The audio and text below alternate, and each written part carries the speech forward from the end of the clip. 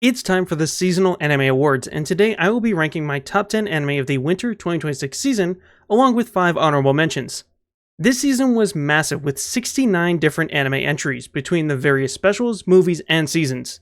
And doing my duty as a reviewer, I've gone through all of them so you know exactly what to watch and spend your precious time on. And some quick disclaimers. 2 core anime still airing and anime that already ended in the spring season will be eligible for the spring rankings. For example, Scum of the Brave and Release That Witch. I also haven't seen Gonkomoi final season because it wasn't actually the end, so that's going to have to wait for next winter. JoJo's Part 7 will also be on hold until it's complete, in however many years that is. And finally, I still can't find Terror Man anywhere, so I'll watch it when it's eventually available. So now that that's out of the way, let's get into the ranking. Honorable mention, Hell's Paradise Season 2. A great sequel that fixed Season 1's biggest issue of a confusing plot. The groups have come together and the fight for survival is more intense than ever. Add in the incredible art and animation and you have a winner. It just feels incomplete, ending in the middle of nowhere. Honorable mention, Jujutsu Kaisen Season 3, The Calling Game Part 1. The most clear the plot could have been, explaining the rules and characters' goals multiple times without becoming tiresome. The action was a blast and the directing especially was on another level. It even had some emotional stakes, but most did feel a little empty. Honorable mention, Timon's B-Side. A hilarious rom-com that uses charming characters and subverted expectations for adorably fun payoffs. The building romance was nice to see and gave character dynamics a natural feel. The art direction was also great, with designs and expressions that pay homage to older anime. Honorable mention, To Your Eternity Season 3. A solid sequel that took a less action-focused approach to explore Fushi's understanding of life and death. It still hits some emotional moments hard though, and gives more room for character exploration. It was a little slow at times, but remained enjoyable throughout.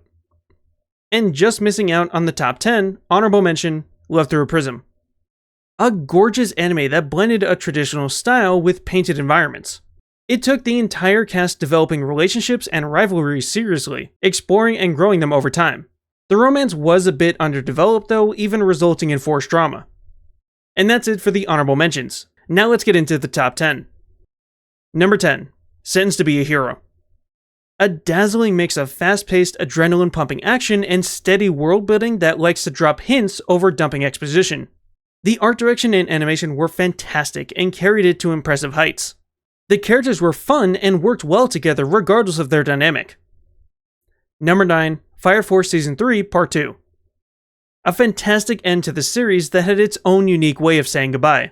Long-standing questions were finally answered, along with character arcs coming to their inevitable conclusions. The condensed pace worked well to keep the intensity high while giving climactic fights their due respect. Number 8, The Demon King's Daughter is Too Kind. Probably the cutest anime I've ever seen. I was basically grinning the entire time. While the plot points are predictable themselves, it used that adorableness to subvert expectations and capture small but many emotional points any parent would easily appreciate. Number 7, Kai-chan Isn't Scary. A perfect balance of creepy danger and childhood innocence that will absolutely catch you off guard when it flips that switch.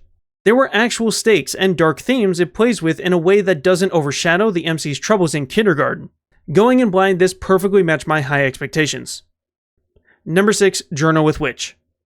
An intimate exploration of various emotions through the lens of introspection and a guiding light. It doesn't force emotional moments, but naturally builds to them through grounded character development. The art direction perfectly conveyed the underlying messages while highlighting key details. Number 5, Oshinoko Season 3. More of the fantastic drama and character exploration the series is known for, while setting up for the ending and finally reaching long-anticipated reveals. The mind games are interesting and surprising at times while still serving their purpose. The art was exceptionally detailed once again as well. Number 4, You and I Are Polar Opposites. A charmingly hilarious rom-com that had both fantastic romance and hilarious comedy. The sidecasts were where it shined though, exploring their own growing relationships and developments. The art direction is what closed it out though, with a vibrant and wacky direction that added tons of personality.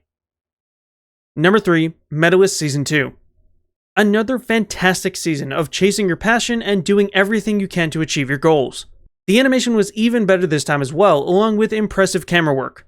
The hilarious comedy just kept coming between the emotionally powerful character-driven moments. Number 2, Tojima Wants to Be a Kamen Rider. Probably the most fun I've ever had with an anime. The core message of never being too old to chase your dreams never got old, and made climactic moments that much more impactful. The art was more like a comic and pushed the limits of being wacky, while just looking awesome. And number 1, Frieren Beyond Zen Season 2. Another incredible season that neared the same impressive heights of Season 1. The production was gorgeous throughout and made the slower pace feel more personal. There was more fantastic action and character development as well, while teasing a massive battle to come. And that's it for my top 10 anime of the winter season. And as I mentioned at the beginning of the video, there were so many anime and I enjoyed most of them this season. And surprisingly, there weren't too many I would even label as bad. So did any of your favorites make it onto the list? Is there an anime I mentioned that you think didn't deserve to be on the list in the first place? Let me know all of this down in the comments and follow for more anime news, reviews, and recommendations.